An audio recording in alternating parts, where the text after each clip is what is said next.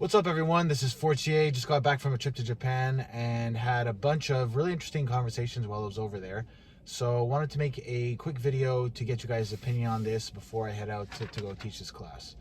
So the main topic we discussed was the psychological mechanisms of the dojo.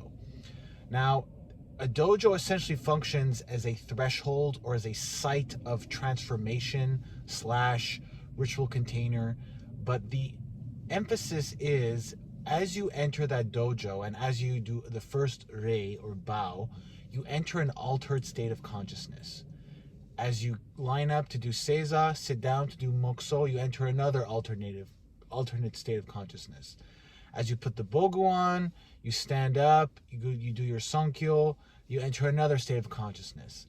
Now, these altered states of consciousness have the goal to not only temporarily suspend your identity that you have outside the dojo, but also to dissolve your ego. Because as you're about to engage in keiko, you're going to be experiencing a whole bunch of different instincts and impulses that are normally repressed in your day-to-day life. So in order to be able to process them safely without them completely overwhelming you, you need to dissolve your ego for that sense. And that's essentially what allows you to do keiko in a safe way.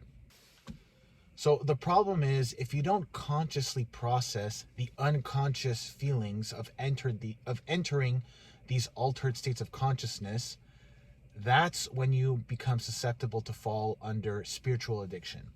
And what does spiritual addiction look like? Well, it could be obsessive training habits, hyper-competitiveness outside the dojo, emotional volatility, and a lot of unresolved aggression that you can see sometimes outside the dojo. And it could also manifest in authoritarian type behavior, blind obedience. We see that a lot. So why is the ego so important for the Westerner?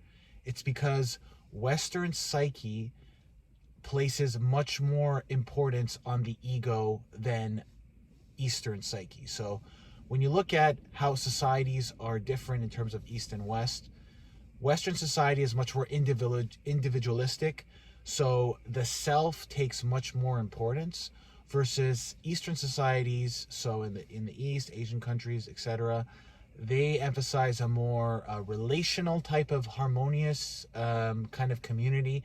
So that is why the dissolution of ego is important, to maintain that balance in that sense. The other thing that is important to understand is that when you're engaging in, let's say, shobu is a symbolic duel where one person will live, the other person will die.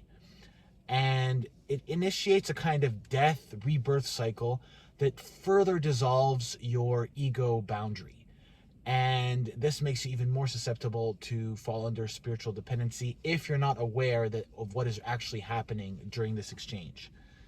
And what happens essentially is your identity essentially becomes fused with the training that you're doing. So it becomes difficult for you to separate yourself from the art that you practice, from those emotions, those repressed emotions that you normally don't feel when you're not in the dojo. So what does spiritual addiction look like? Well, essentially, those altered states of consciousness that you enter will give you some kind of feeling of spiritual attainment.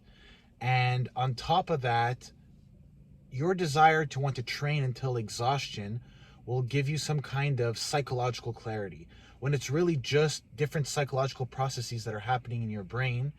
And so it's totally okay to want to fully immerse yourself in that experience and try to experience that in the fullest way.